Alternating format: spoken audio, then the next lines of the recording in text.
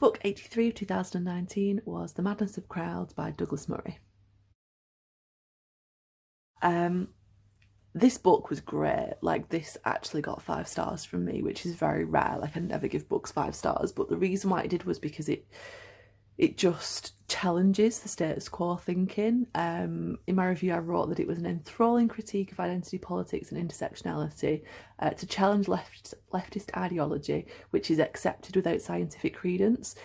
Basically, today, with a lot of kind of topics, there seems to be this kind of dominant leftist ideology about it, that if you criticise it and challenge it, that your view is kind of treated as bigoted, or, you know, not very nice, or, you know, you're not a nice person for having those kind of views.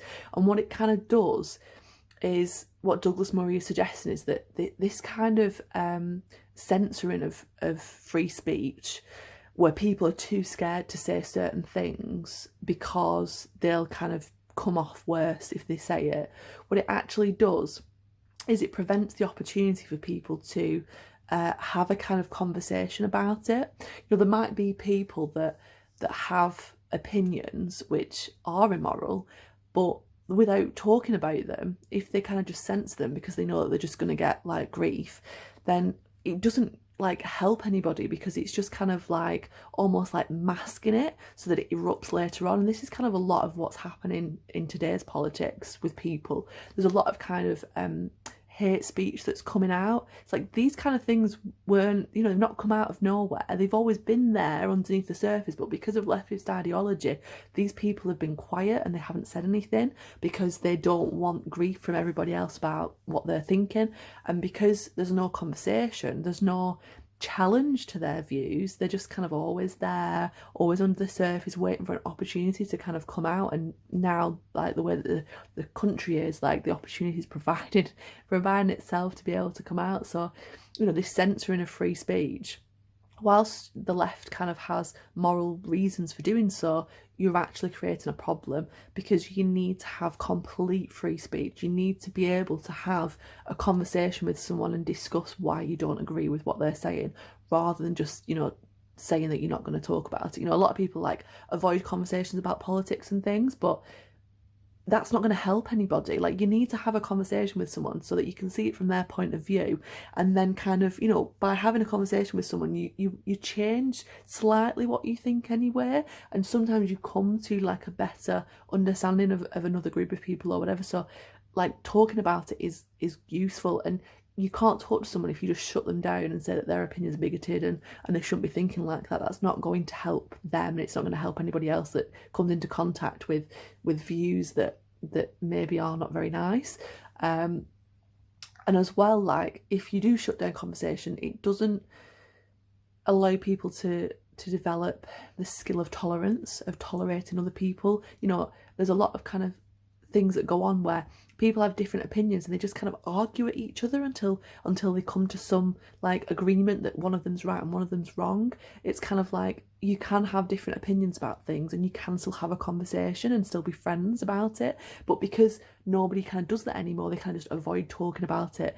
It means that you don't build up that tolerance. So it's not benefiting society by censoring this free speech. There should be free speech. You shouldn't kind of be like admonished for what your opinions are if they're different to everybody else, because things, you know, opinions that people have change over time and change with different cultures and whatever. So you kind of need to have that conversation, really. Douglas Murray approaches quite a few different topics. So the first one he kind of talks about is sexuality. Now, there's this kind of debate about whether or not sexuality, whether you're homosexual, heterosexual, whatever your preference is for, you know, there's obviously lots of different types now that are kind of being termed. Whatever it is, there's no scientific evidence to say that it's learned or to say that it's genetic, that there isn't anything there. But what tends to happen is, if you kind of say to somebody that, oh, it's a phase, or you've learned it, you might unlearn it, that kind of opinion is deemed as being insensitive, when actually it could be right. Like, there could, you know, there's no scientific evidence to say that it's not right. It could be right, but because it's not very nice to say that to somebody, it's kind of viewed as that it shouldn't be said. So again, there's kind of some censoring there of that. You know, it could be the evolutionary explanation, like there could be something where everybody goes through a bit of being unsure, and so that might be why people, you know, have kind of homosexual thoughts and then they afterwards aren't homosexual, or have heterosexual thoughts and then they're not the homosexual. You know, there could be some evolutionary explanation for it, but because there's this censoring of, oh, it must be genetic, it must be, you know, not a learned thing, that we shouldn't investigate that. So this kind of censoring kind of shuts down research into that kind of area. Murray also talks about sexual harassment and how there's a lot of unchallenged misandry towards men. So there's a lot of kind of like, people are very aware of misogyny and where, you know, women are kind of treated not very well by men. But there's a lot of misandry that goes on where women make sexist comments about men, or just make sexist comments in general and don't recognise them as sexist, don't recognise of how they're putting men down. And I've noticed this for a long time, and other people don't seem to be picking up on it. You know, this kind of feminist movement of, you know, believing that they're better than men. Well, you're just being as bad as men by saying that. Like, feminism is supposed to be the equal rights of women in relation to men, so that everyone's got an equal right, but it's kind of going towards like a misandry, a matriarchal kind of structure, which is no better than patriarchy. You know, there's this kind of thing where, in fact, I've just seen on my board there was a situation where a lesbian woman, Ellen DeGeneres, was ogling Katy Perry's boobs in a very sexually predatory kind of way. You know, she is attracted to women, and the way that she was behaving, if a man did that to a woman, it would be deemed as kind of a sexual predator. But because a lesbian was doing it, it was deemed to be okay. It was a bit odd that, why is that the case? Like, the behaviour is the same, but the gender is different, and it was kind of, you know, that shouldn't be kind of viewed like that. I get that there is probably differences because historically men are probably more, you know, I was actually watching a video recently of a woman who was anti-feminist, who was talking about things, and she was saying, you know, when a man comes into a woman's bathroom, that feels different when a woman comes into a female bathroom. And I understand what she's saying, like, I get it, like, I do feel different about that. Like, when I've been in kind of gender, when the bathrooms have been both male and female, I felt uncomfortable and felt unsafe with a man in my space when I'm, you know, in a stage of undress, I suppose you could say. So I kind of got it in that sense of why maybe there is misandry there, because it does feel different from a woman's perspective. I don't know if men would feel the same fear if a woman came into their bathroom as what a female feels as when a man comes into hers. I'm not quite sure if that's kind of the same. But there is this kind of misandry of like toxic masculinity. It's like men now can't be a certain way, like they can't, like, because it's deemed to be this toxic masculine. It's like really offensive, actually. Like, if I was a man, I would be really offended by the way that men are spoken about and spoken to, and it's always these generalizations of, oh, men or whatever, and it's like, it's really, really sexist. It's like, how can you not recognize how sexist you're being when you refer to men like that? As well, there was kind of a comment by Murray, which was that young, attractive women have a power advantage in the same way as what white men do. So why is there this kind of like, you know, white men have privilege? Well, young attractive women have privilege also. Just because you're a woman doesn't mean that you're disadvantaged. Like, you do have an advantage in certain situations, like flirting with somebody at work will probably get you ahead, and some women do that and do use it as a strategy, and sometimes unintentionally, but you do get advantages from being an attractive woman. So, you know, you can't deny that, and just think that, oh, men have, you know, the patriarchy, whatever. It's like, women get where they want to get, you know, using the womanly traits. So, you know, you've got to kind of think about the other side of that as well. You know, a man couldn't go in and flirt, especially in today's day and age, because they'd get, you know, done for being a predator and sexually harassing somebody. But a woman could do that and it not be deemed as bad. You know, Murray cites a few examples of when a woman has been sexually harassing a man and it's not been taken as seriously the other way around. So, you know, there's kind of an imbalance there. Murray also goes on to talk about transsexualism in the sense of it's kind of accepted that a person wants to change their sex, but there's no kind of challenge there. Like, if I wanted to, like, you're basically taking your sexual organs away and changing them and changing your hormone levels in your body and things like that. And there have been cases of people who have changed and then regretted it and wanted to change back and they couldn't. Like, there have been cases of that. There are people that have decided to make that change and realised that they didn't actually want to make that change. And if they'd have received better support to understand like what they were going through, what they were feeling, then that wouldn't have happened. And Murray questions the people that are letting their children decide, like before they hit puberty or during puberty, to change their hormone levels and whatever. It's an irreversible thing. Like, the person should be kind of making that decision for themselves once they've thought about it a lot. And there are cases of people that are better off after having changed.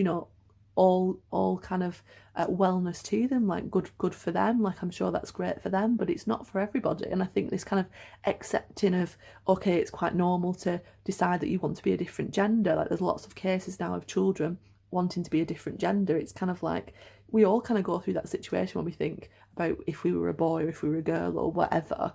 Like, obviously I couldn't possibly explain what it's like or kind of think of it from that point of view, but from my point of view, like, I would think that is a little bit like, it's just a bit like, if I wanted to, you see these people who want to be cats and they change the whole body and like they, people that if somebody wanted to remove their arm, would people be okay with that? Yeah, I'll just remove my arm, I'll just remove my leg, like, because that'll make me happier. Like, you would question the mental state. Like, why would you want to remove a part of your body and change it in that kind of way? You can be whatever you want to be, fine. If you want to pay for the expensive surgery, fine, but don't expect everybody else to kind of be like thinking that is usual to do that. Like, it's quite an unusual thing to want to cut your sexual organs off, as it would be to cut your arm or your leg off. Like, it is quite unusual, and this isn't being kind of spoken about, and people aren't kind of like questioning this because obviously they don't want to upset the person that's made that choice, because obviously, like, if somebody wants to change, then that's completely up to them. But I think my question about it was, if it's affecting society, there's a lot of things now about using different pronouns. You wanted to change the English language, you wanted to be referred to as them and they, but it doesn't make sense in a grammatical structure. And if I decided that I wanted to change the English language, should everybody accommodate that? Like, I kind of think that that's a bit of a big ask. Like, you can do whatever you like, that's absolutely fine, but to expect everybody else to change themselves to be accommodated, I don't know if I kind of agree with that. There's this thing about the toilets. For example, my example before about like a cat. Somebody wants to be a cat. Should we be putting litter trays in toilets? Should that be okay because that's the individual wanted to do that? Should we accommodate every individual that wants to be different?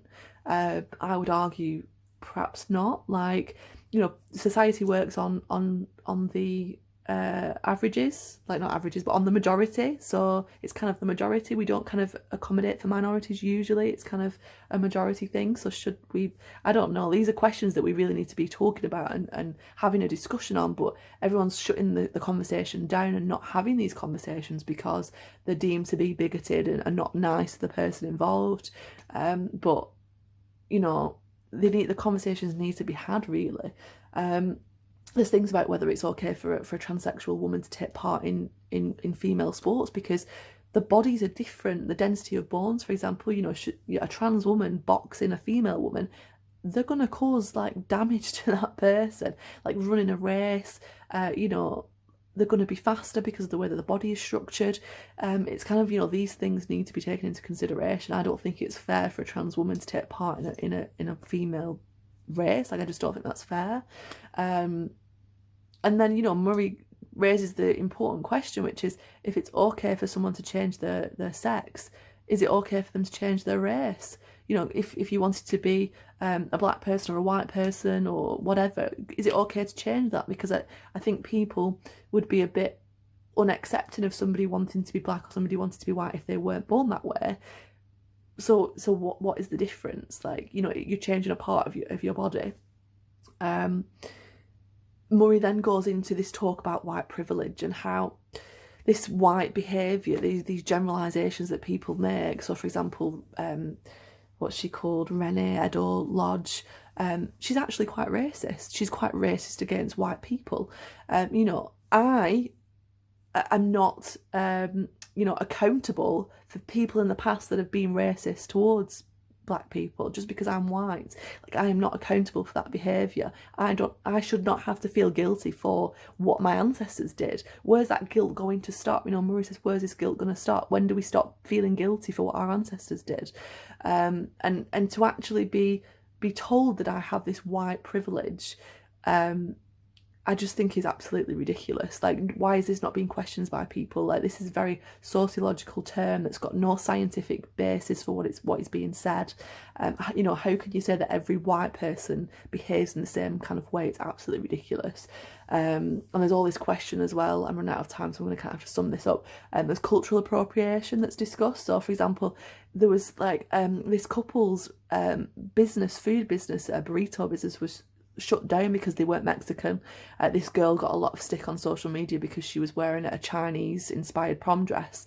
Because she wasn't Chinese, she was said that she couldn't wear it. It was absolutely ridiculous.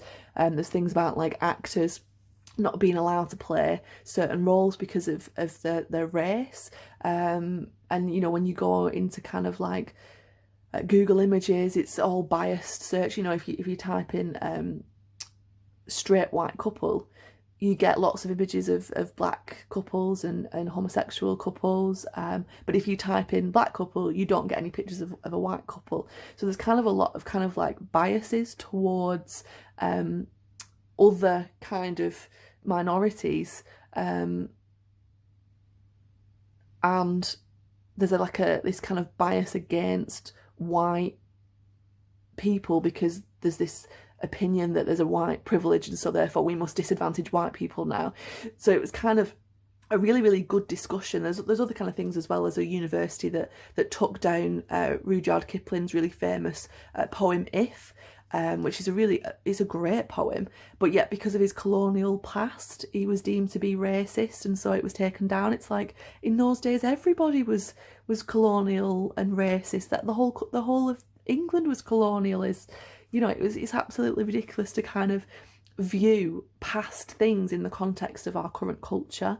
And so Murray is kind of basically challenging the status quo of this ideology that is being discussed.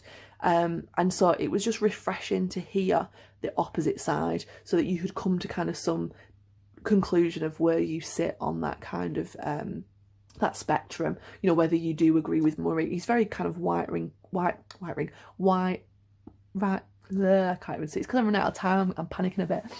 He's very right wing, so he's very against leftist ideology. So, you know, you might be in the centre, you might be to one or the other, but it kind of just challenges this accepted leftist ideology that we seem to have in society at the minute, where you can't say anything, you can't question anything because it's on social media, everyone's going to see it forever, you're going to get a lot of abuse for your thoughts, so you have to kind of censor what you say so that people don't attack you, which I think is really sad. Like, you should be able to have free speech and have a discussion about things. You know, I did a review of Renee Edo-Lodge's book about race, and I had someone who was black criticise it, and I was kind of like, why can't I have an opinion about it?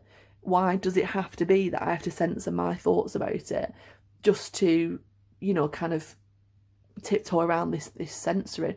So it was just kind of like, it was refreshing to hear Murray kind of say things so that people can have a conversation. You know, my views, my opinions might not be correct or right or whatever, but they are my views and opinions, and so are everybody else's.